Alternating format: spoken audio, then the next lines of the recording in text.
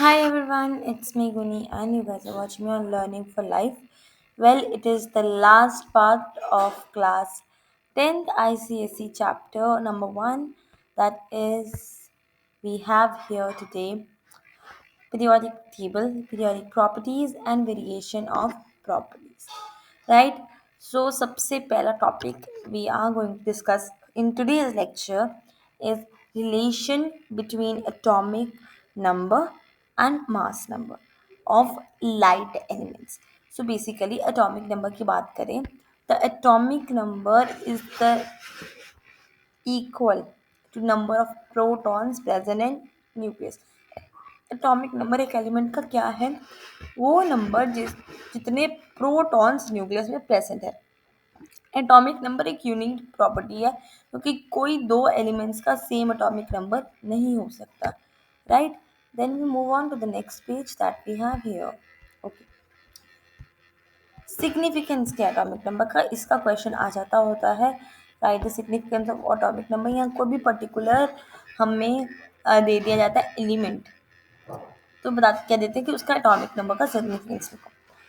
तो सबसे पहले atomic number is equal to the number of protons and number of protons is equal to the number of electrons. ठीक है, अब हर बार ही नहीं होता बिकॉज इलेक्ट्रॉन्स गेन करते रहते हैं।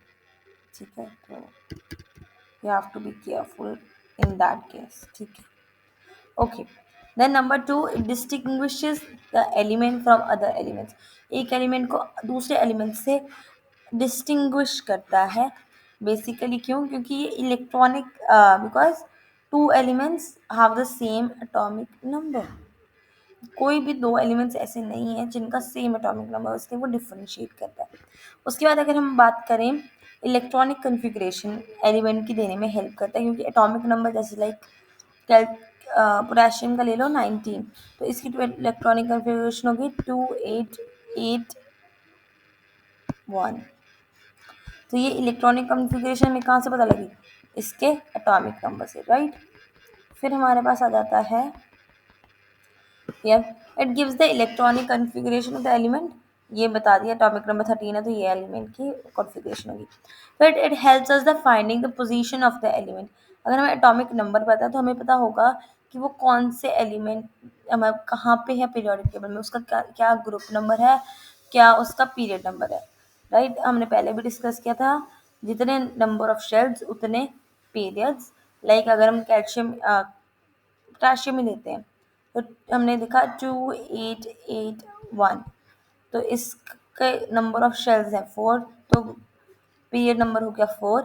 देन इसके लास्ट में 1 इलेक्ट्रॉन है तो इसका ग्रुप नंबर हो गया 1। राइट, तो इस तरह से हमने डिस्कस किया था। ठीक है, अब अगला पॉइंट क्या दिया हुआ है हमें कि जो एटॉमिक नंबर है वो एक्सप्लेन किया हुआ है कि कैसे किसी को निकालना, तो मैंने आपको एक्सप्लेन कर दिया।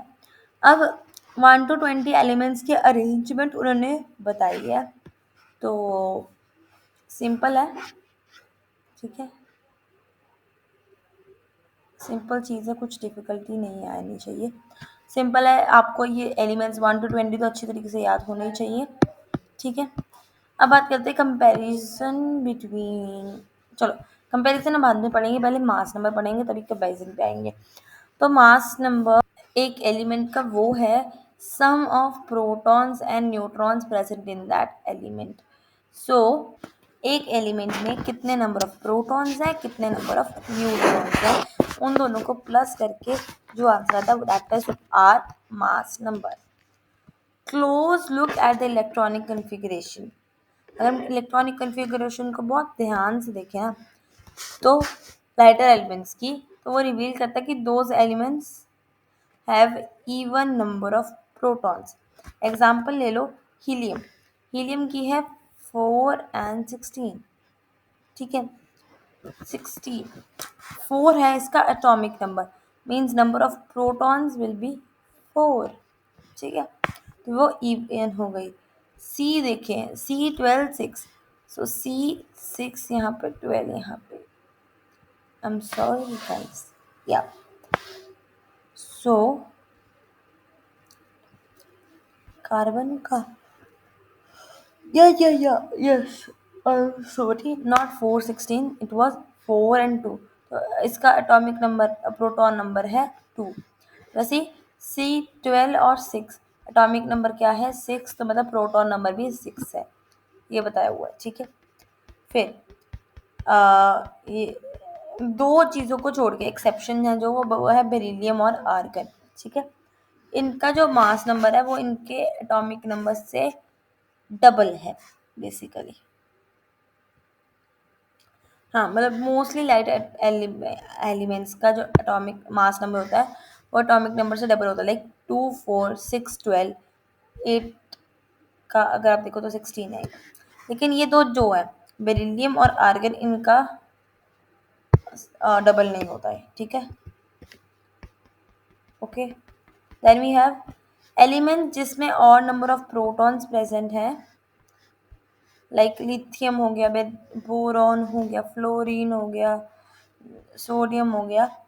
इसका मास एटॉमिक नंबर्स का ट्वाइस +1 होता है mostly.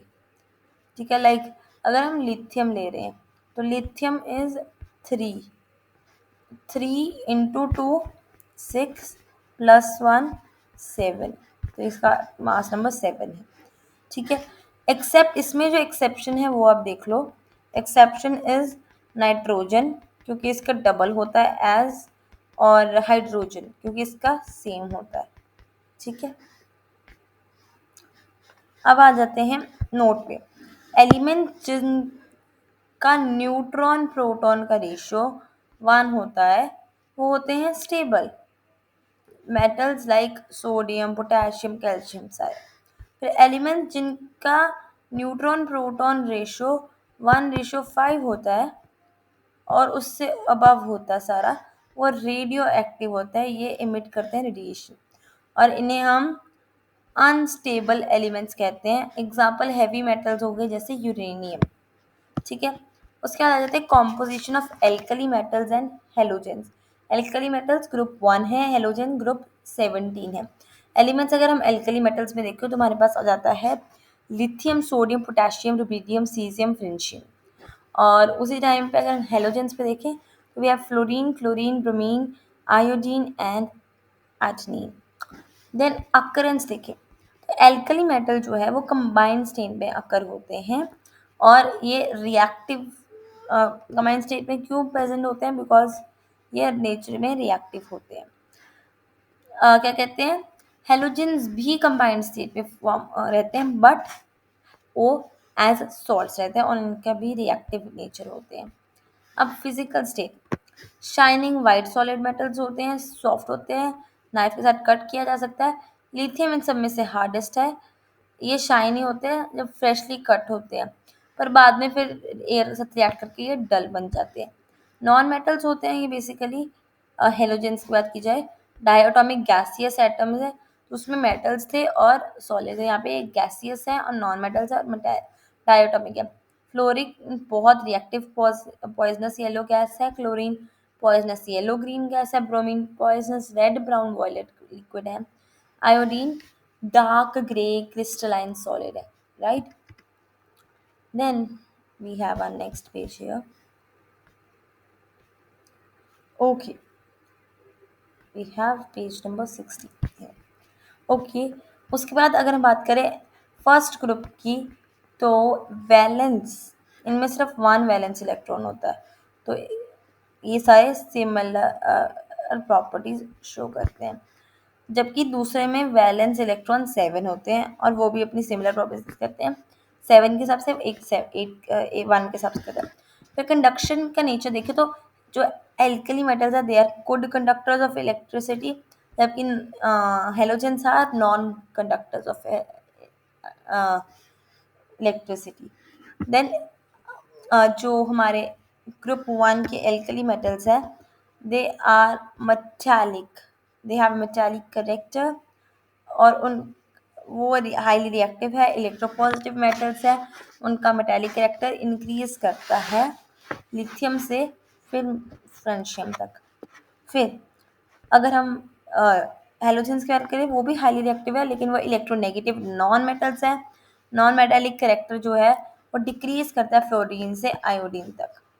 Then we have melting point and boiling point, decreases down the group. First alkali metal का मेल्टिंग पॉइंट एंड हमारा boiling point down the group decrease होता है, हेलोजेंस का इंक्रीज होता है। एटॉमिक साइज, तो एल्कली मेटल्स में सबसे ज़्यादा एटॉमिक साइज होता है except the inert gas present that is helium. ठीक है, और एटॉमिक साइज आगे फिर बढ़ता है जब हम डाउन द ग्रुप जाते हैं। और हेलोजेंस में सबसे स्मॉलेस्ट एटॉमिक साइज होता है in their period. Atomic size increase करता है जब वो डाउन द ग्रुप जाते हैं। Then we have here is our next one, that is ionisation energy. ये सारे जितना भी हमने पढ़ा उसका ग्लिम्स है बेसिकली। आयनाइजेशन एनर्जी देखी जाए तो एल्कली मेटल्स की सबसे कम आयनाइजेशन एनर्जी होती है और वो डाउन द ग्रुप डिक्रीज होती है, लेकिन हेलोजेंस की हाई होती है और पीरियड में हाई होती है अपने पीरियड्स में। फिर इलेक्ट्रॉन अफिनिटी की बात करी जाए तो इलेक्ट्रॉन अफिनिटी एल्कली मेटल्स की लो होती है और उनकी values down the group decrease होती हैं, जबकि हेलोजेंस की इलेक्ट्रॉन अफिनिटी हाई होती है और ये भी डिक्रीज करती है डाउन द ग्रुप, क्योंकि दोनों हैं तो down the group. Electronegativity, alkali metals की लोवेस्ट इलेक्ट्रोनेगेटिविटी है, ठीक है, और जो हमारे हेलोजेंस है उनकी हाईएस्ट, हाईएस्ट नहीं, हाई इलेक्ट्रोनेगेटिव, हाईएस्ट ही कह लो, हाईएस्ट इलेक्ट्रोनेगेटिविटी है, ठीक है, और electronegativity decreases down the group.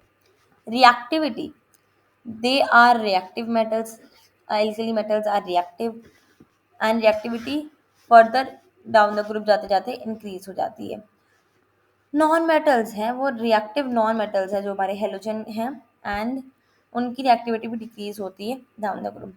Reaction with water and acids, जो एल्कली मेटल्स हैं वो रिएक्ट करते हैं विगलेसली विद वाटर एंड एसिड्स, जैसे वो लिबरेट करते हैं हाइड्रोजन, और फिर फर्दर इनकी जो ये है कि इंक्रीज होती है डाउन द ग्रुप।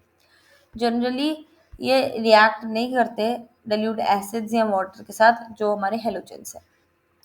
फिर रिड्यूसिंग एंड ऑक्सीडाइजिंग एजेंट की बात की जाए तो alkali metals are strong reducing agents because वो अपना जो इलेक्ट्रॉन है वो लूज कर जाते हैं अपने ऑक्टेट स्टेट में आने के लिए, जबकि हेलोजेंस हैं स्ट्रॉन्ग ऑक्सीडाइजिंग एजेंट बिकॉज वो एक इलेक्ट्रॉन एक्सेप्ट करते हैं कंप्लीट करने के लिए ऑक्टेट। फिर कंपाउंड फॉर्मेशन, जो हमारे एल्कली मेटल्स है that form electrovalent compounds non metals के साथ, और जो हमारे हेलोजेंस हैं that from electrovalent compound with metals. तो कोवेलेंट कंपाउंड हाइड्रोजन के साथ बनता है और नॉन मेटल्स के साथ बनता है उनका हेलोजेंस, राइट। तो इससे हमारे हेलोजेंस और वो कंप्लीट हो गए। देन ट्रांजिशन एलिमेंट्स यहाँ पे बताए हुए हैं, ये स्टडी पीरियोडिक टेबल वैसे दिया हुआ है, तो इसमें बताया हुआ है शॉर्टेस्ट पीरियड कौन सा है हमारा, फर्स्ट फर्स्ट पीरियड है, सेकेंड पीरियड बेसिकली, हाँ, इसमें दो एलिमेंट्स है, ठीक है। फिर शॉर्ट पीरियड 8 है, शॉर्ट उसके अगला 8 है, लॉन्ग 18 है, लॉन्ग 18 है, लॉन्गेस्ट जो है वो 32 उसमें है, तो वो स्टार्ट होता है फ्रॉम सीजियम वाला पीरियड है लास्ट तक, ठीक है। इनकम्प्लीट पीरियड कौन सा है, फ्रेंडशिप वाला, okay. Then okay, we have here properties across the period and ये down the period down the group. तो ये वही इट्स लाइक सब वेरिएशन इन प्रॉपर्टीज का ये एक टेबल दिया हुआ है, जो भी हमने पूरे चैप्टर में पढ़ा उसका एक ग्लिम्स दिया हुआ है, तो please read this, okay. Okay, so that's it for today, and आज की वीडियो में हमने 10th क्लास आईसीएसई का chapter number 1 of chemistry complete कर लिया है, periodic table. And ask your queries in the comment section, subscribe to my channel, like this video and share this video with friends. Also For notes, you can join my WhatsApp group, and I'll be uploading ninth class video of this chapter really soon. So stay tuned and keep learning. Bye bye.